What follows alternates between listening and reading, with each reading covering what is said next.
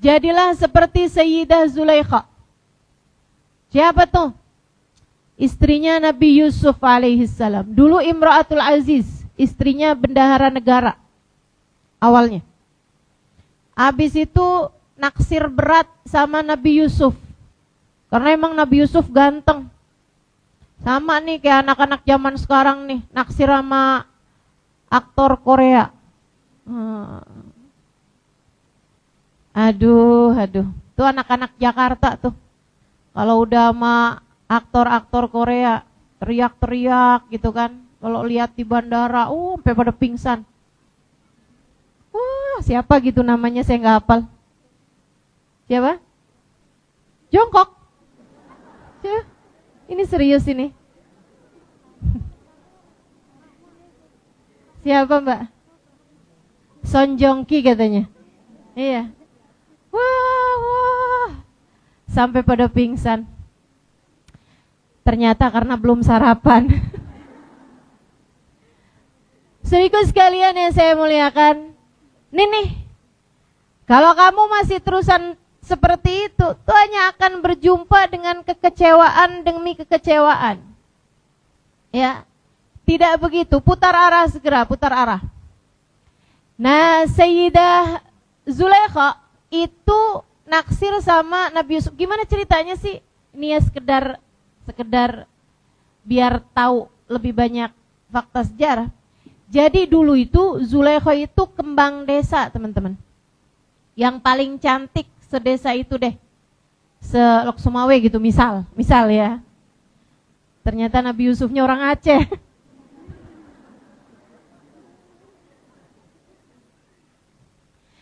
Teman-teman sekalian, ini dia nih kembang desanya. Satu waktu, dan yang melamar dia banyak sekali.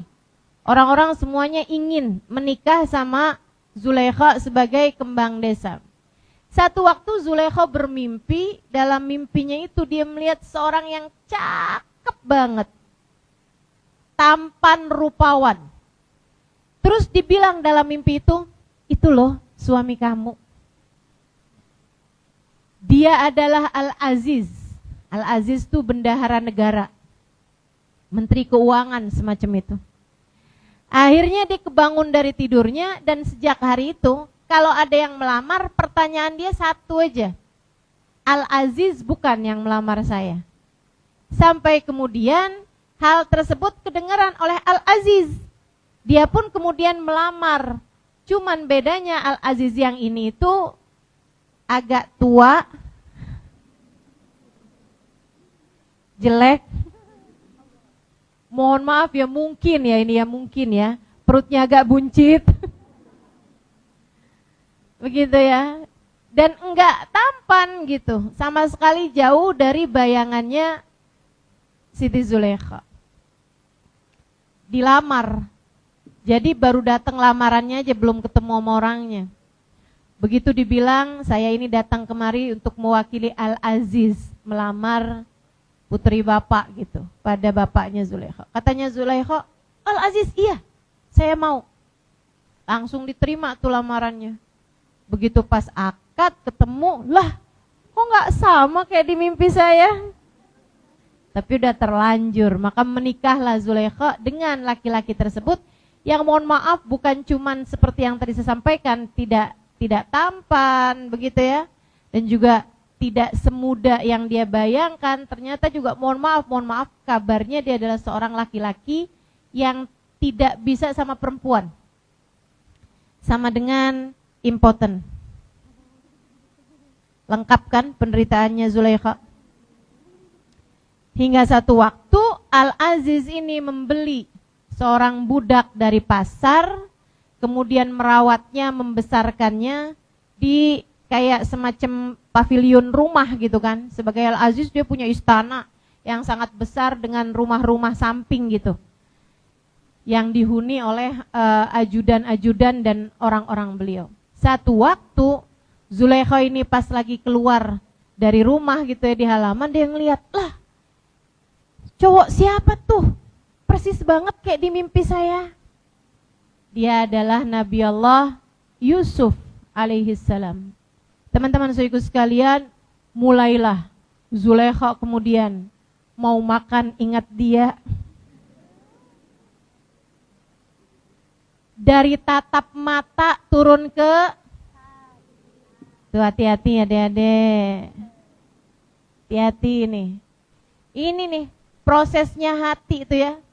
Pertama lihat gitu kan, kemudian terfitnah hatinya. Adik-adik sekalian, jatuh cinta itu memang dari sananya gitu. Jatuh cinta itu memang takdir. Kita tuh nggak bisa milih mau jatuh cinta sama siapa. Tapi meneruskan rasa hati sesudah kamu jatuh cinta, itu yang ada dalam kendalimu. Yang ada dalam kendalimu. Jadi itu memang ujian dari Allah Subhanahu wa taala. Allah taruh rasa hati gitu. Saudaraku sekalian yang saya muliakan, cuman masalahnya apakah sesudah jatuh cinta itu kamu deketin dia, minta nomor teleponnya, gitu ya, ngajakin ketemuan, kemudian chat-chatan, kemudian teleponan, kemudian jalan berduaan, kemudian pegang tangan, kemudian saling senderan. Itu semuanya adalah pilihan yang kamu memilihnya atau tidak gitu. Jadi adik-adik saudaraku sekalian, hati-hati. Jangan suka nyalahin, saya bisa apa kalau sudah takdir menentukan saya jatuh cinta padamu? Saya bisa apa terhadap rasa hati saya? Ya kamu bisa. Rasa hati itu pertamanya memang dari Allah Subhanahu wa taala. Akan tetapi kamulah yang memutuskan mau apa sesudah rasa hati itu datang dalam hatimu, Dek. Jangan nyalahin, ya habisnya udah takdir gimana ya, saya tuh gak bisa membohongi hati saya, ya ampun. Saya terperangkap dalam rasa yang tidak mampu saya kendalikan. Adik-adik saudaraku sekalian yang saya muliakan, nih Sayyidah Zulaikha ini memilih memutuskan sesuatu yang salah terhadap Nabi Allah Yusuf alaihissalam. Padahal memang Nabi Yusuf tuh ujung-ujungnya akan ditakdir Allah Subhanahu wa taala sebagai suaminya Zulaikha gitu. Cuman masalahnya nih Sayyidah Zulaikha tidak mampu mengendalikan perasaannya. Beliau sendiri yang salah gitu. Makanya Allah Subhanahu wa taala ketika menceritakan tentang nafsu, Allah Subhanahu wa taala menceritakannya dalam surat Yusuf, teman-teman saudara sekalian. Katanya Zulaikha, ada juga yang mengatakan, ahli tafsir mengatakan bahwa itu adalah perkataannya Nabi Yusuf, wa ma ubarri'u nafsi innan nafsa la ammaratun bisu. Aku tak akan pernah membiarkan hawa nafsuku. Sebab hawa nafsuku akan selalu mengajakku kepada keburukan. Gitu. Jadi kalau misalnya ada datang rasa jatuh cinta dalam hatimu terhadap seseorang, gitu kan, jangan kemudian kamu ikut-ikutin. Mungkin ini adalah jodoh saya, gitu kan. Akhirnya terus saja tuh kamu ikutin alurnya hati. Jangan dek, jangan. Bukan untuk itu kamu diciptakan Allah Subhanahu wa taala, bukan. Bukan. Kendalikan hatimu, kendalikan hatimu. Ustazah, kalau misalnya nggak pakai pacaran gimana mau menikah? Saya nikah nggak pakai pacaran. Oh, langsung yang ngantuk pada langsung berdiri nih. Gimana ceritanya Ustazah? Gimana ceritanya gitu? Saya nikah nggak pakai pacaran. Saya lihat muka suami saya sesudah akad nikah. Saya tahu muka suami saya, oh dia nih. Oke lah, untung cakep. Saya taunya sesudah menikah, dia juga begitu. Lihat muka saya, itu sesudah akad nikah gitu kan. Ya mau gimana lagi, gak bisa dibalikin. Masya Allah, ya udah terima ala kadar deh gitu kan.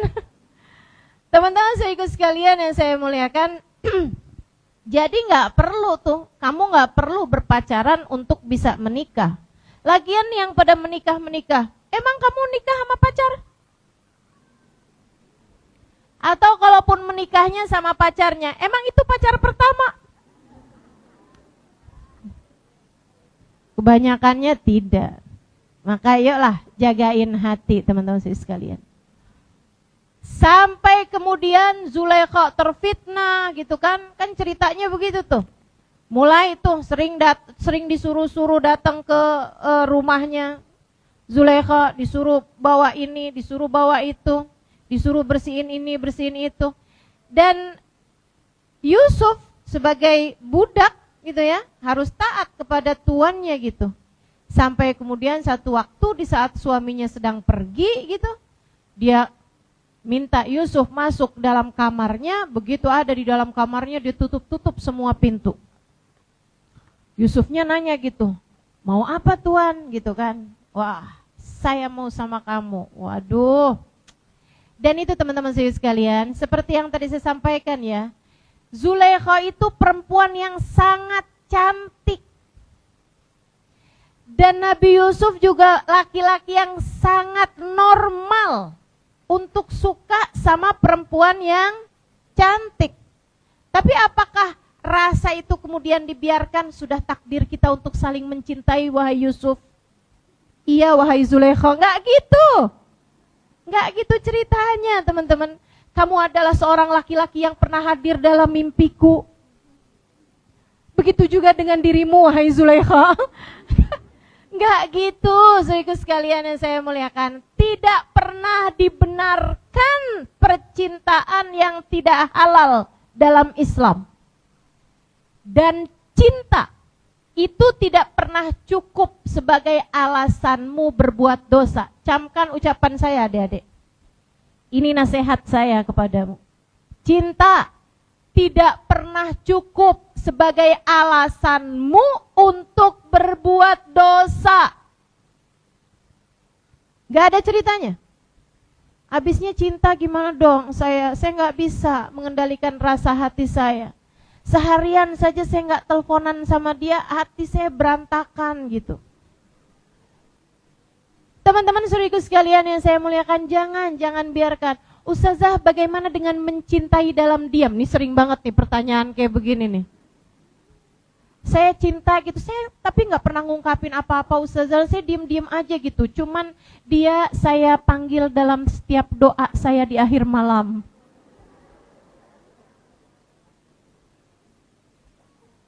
Ngapain dek?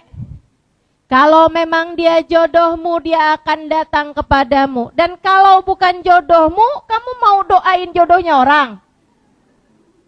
Jangan ya, jangan. Gak usah pakai sebut nama orang. Teman-teman saudaraku sekalian saya muliakan, lagi pula kamu bahkan tidak tahu apakah dia yang terbaik bagimu.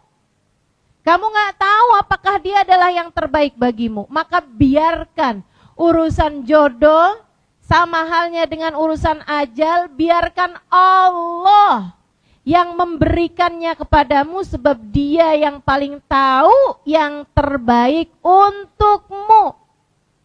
Sampai kemudian Nabi Yusuf bilang, ma'adallah, aku berlindung kepada Allah. Nabi Yusuf mau kabur, ditarik sama Siti Zulaikha sampai robek bajunya bagian belakang. Saat itulah suaminya ternyata buka pintu, dia datang. Mungkin ketinggalan handphone.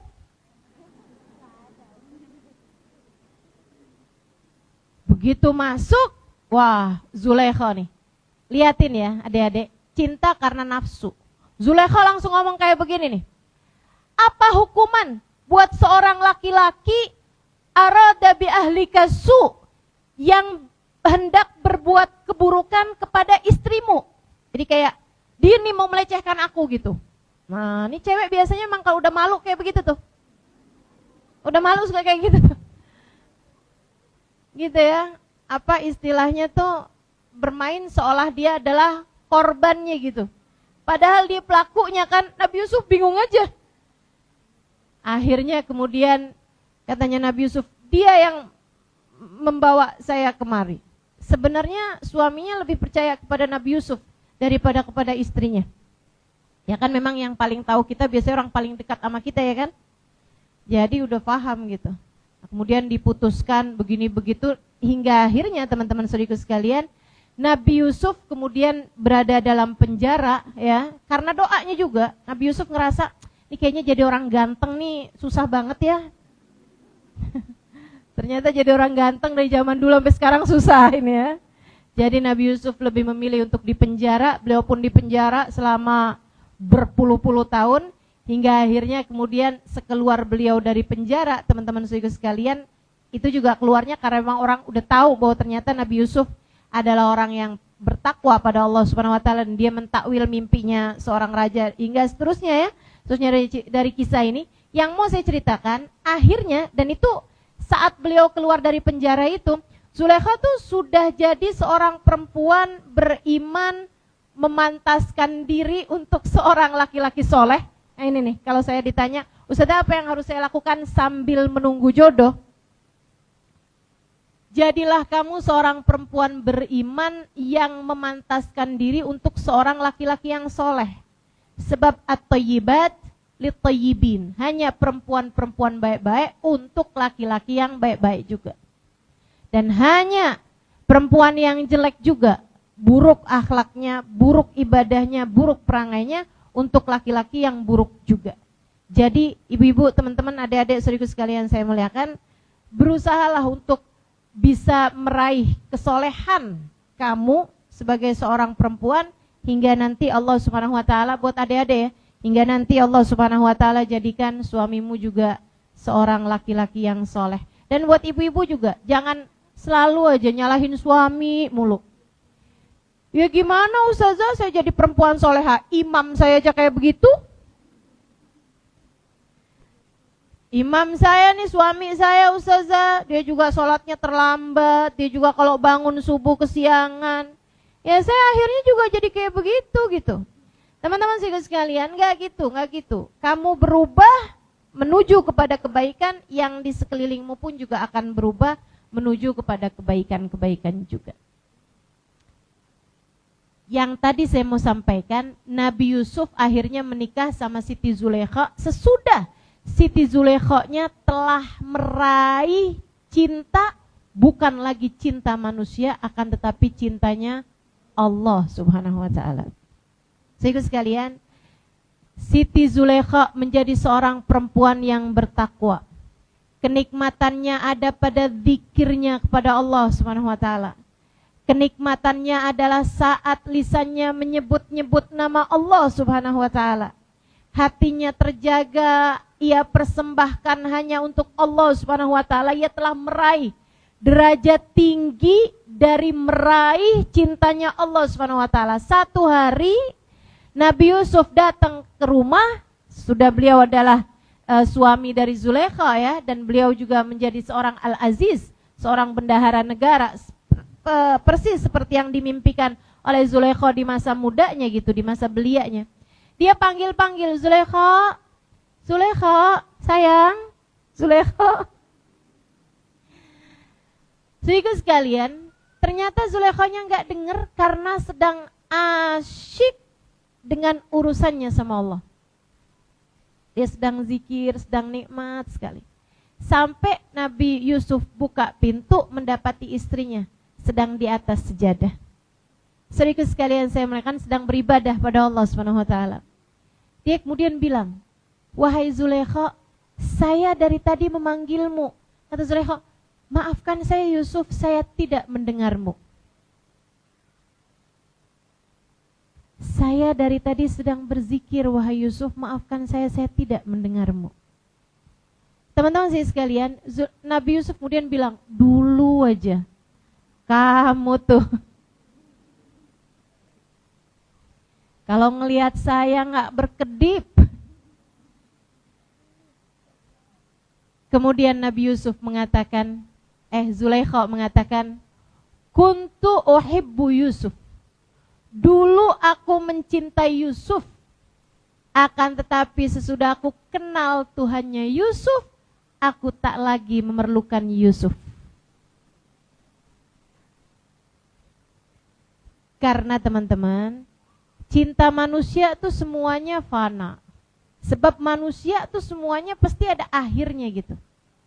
Apalagi percintaan yang dari hawa nafsu, itu pasti segede apa cintanya, secepat itu pula hilangnya. Sebab sesuatu yang berlebihan hanya akan berubah menjadi sebaliknya dalam waktu cepat ataupun lambat. Saya ulangi, sesuatu rasa yang berlebihan hanya akan berubah menjadi sebaliknya dalam waktu cepat ataupun lambat. Makanya ada banyak sekali nih cinta manusia nih yang saya liatin nih. Diawali dengan aku tak sanggup hidup tanpamu. Habisnya nikah sebulan, 2 bulan, 3 bulan, 4 bulan, 5 bulan. Kalau berantem bilangnya aku tak sanggup hidup denganmu.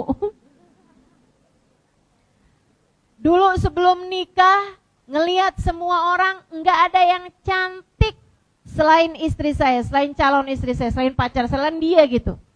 Enggak ada yang menarik selain dia. Kayaknya semuanya mendorong ya. Semuanya nih yang menarik cuman perempuan itu aja gitu. Atau dalam pandanganmu semua laki-laki gak ada yang menarik. Yang menarik cuman dia aja. Habisnya menikah setahun 2 tahun gitu. Lihatnya yang kayaknya semua orang di luar sana menarik selain istri saya. Sepertinya semua orang di sana cakep semua selain suami saya. Sepertinya laki-laki semua di luar baik semua selain suami saya.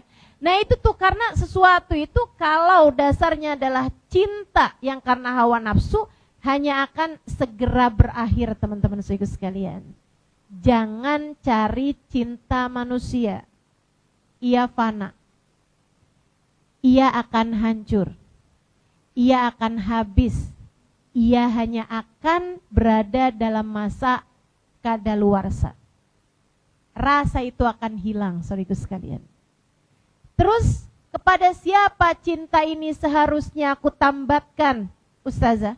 Kalau kamu bertanya seperti itu, kamu harus tahu bahwa hatimu diciptakan bisa ngerti jatuh cinta sedalam itu, kemudian ketika ditinggalkan bisa patah hati sedalam itu juga, karena Allah Subhanahu wa taala hendak mengenalkan kepadamu cintanya yang sejati.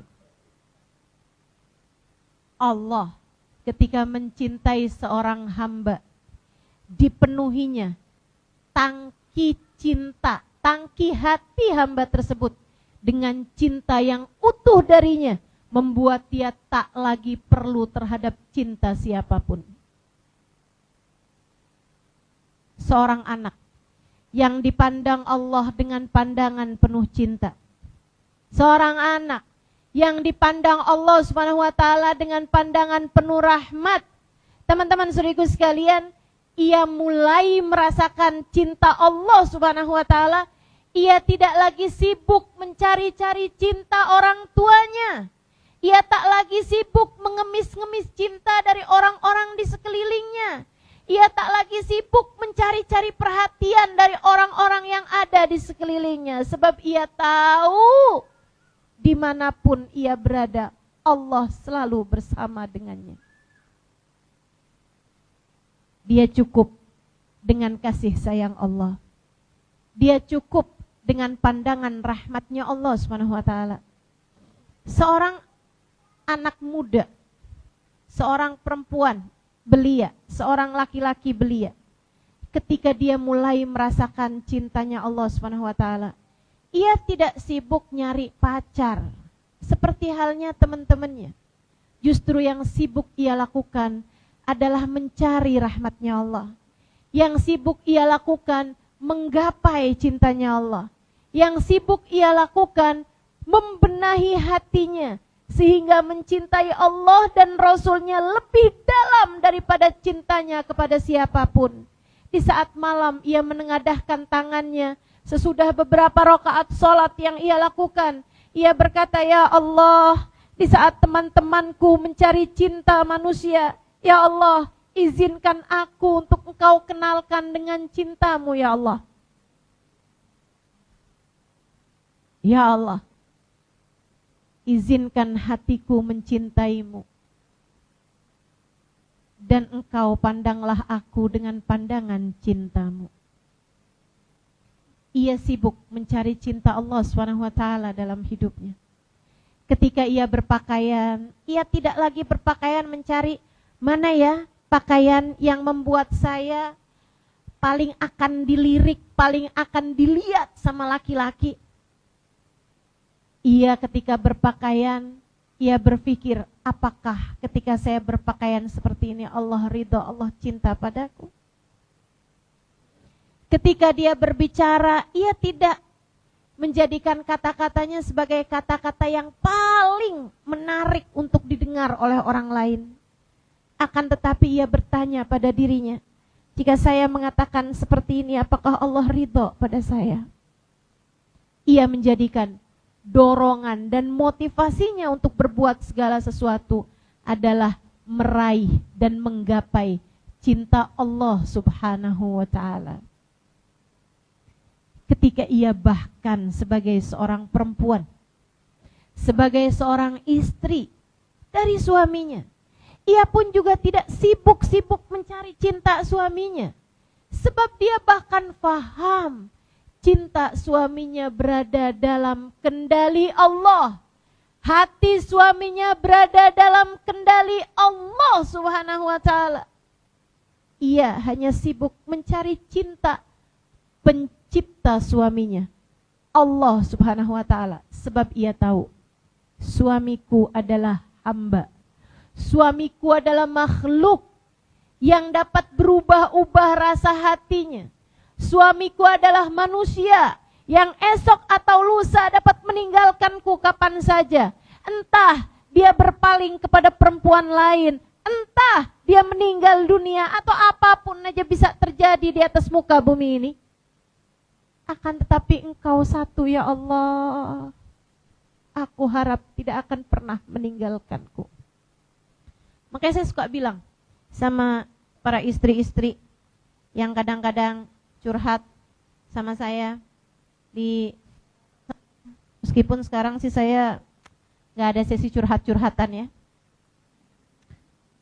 Udahlah, kita sebagai manusia sama-sama menjalani kehidupan di atas muka bumi ini. Mudah-mudahan yang saya sampaikan bisa menjadi solusi bagi setiap permasalahan yang dihadapi. Teman-teman sekalian, saya suka sampaikan kepada teman-teman di sana, Jakarta dan di mana-mana tempat, saya akan sampaikan juga kepada teman-teman di Aceh pada siang hari ini, pada pagi hari ini. Apabila cinta manusia berpaling darimu, itu adalah cara Allah untuk mengenalkan kepadamu cintanya yang sejati. Terkadang kamu dibikin patah hati bahkan oleh orang yang paling kamu cintai.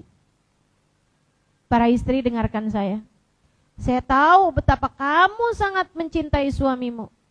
Akan tetapi terkadang Allah Subhanahu wa ta'ala membuat hatimu patah dari suamimu. Kecewa luar biasa kamu. Menangis meraung-raung dirimu atas kehilangan cinta dari suamimu. Padahal sejatinya Allah Subhanahu wa ta'ala sedang memutuskan tali cintamu dengan suamimu. Karena Allah Subhanahu wa ta'ala hendak berkata, bergantung, mencintai manusia, membuatmu bisa kecewa semacam itu. Akan tetapi cintamu padaku, aku tidak akan pernah mengecewakanmu. Saat cinta kepada manusia membuatmu kecewa, itu adalah cara Allah untuk mengenalkan kepadamu cintanya yang sejati. Tapi kadang-kadang perempuan suka gak ngerti. Akhirnya dia malah gini, oh suami saya berpaling hati, dia pikir dia aja yang bisa, saya juga bisa.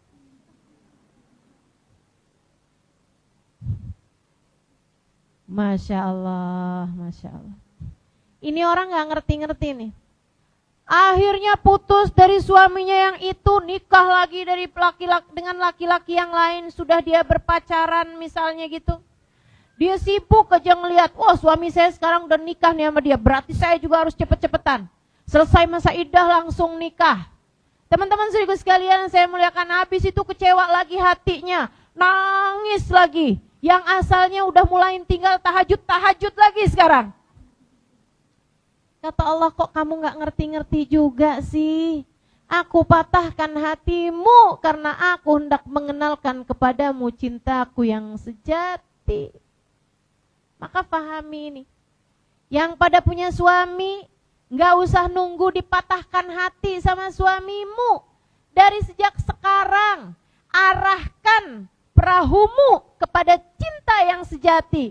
Cinta Allah Subhanahu wa ta'ala yang tak akan pernah menyia-nyiakanmu.